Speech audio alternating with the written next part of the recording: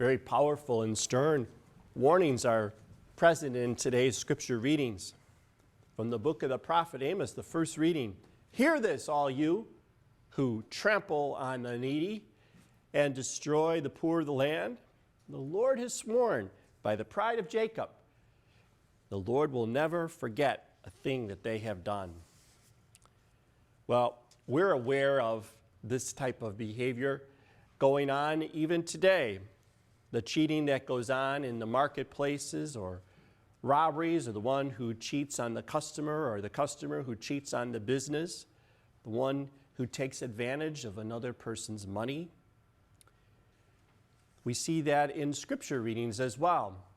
In this particular gospel, the story of the dishonest steward who is caught in his crimes.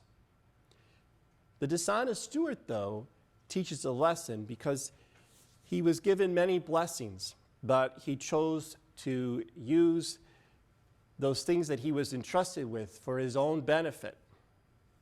The dishonest steward was given many blessings, but he used money as a lure, as a way in which that was his false god.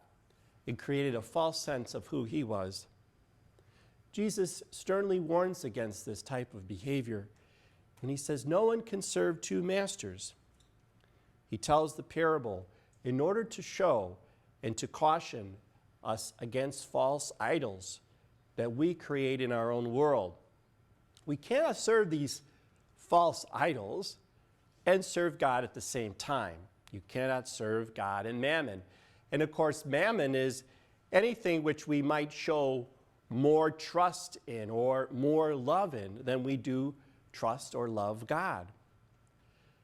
Sometimes this mammon could be the temporal or the earthly possessions that we have, or the things of the world, or the illusions of the things of the world, the temporal goods.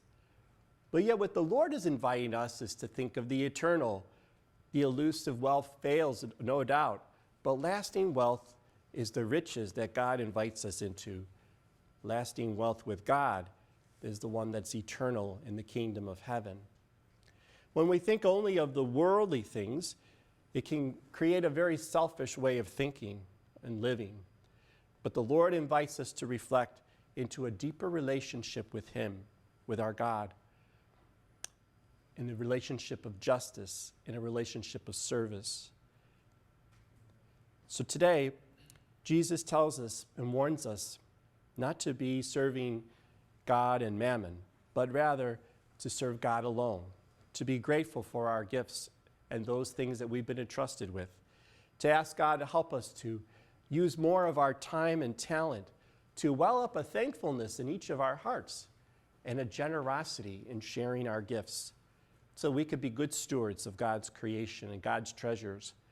Whether we're young and old, God blesses us with talents and treasures and gifts. He entrusts us with that, not to use them as gods, but to give them away and to serve our God in our generosity and love for one another.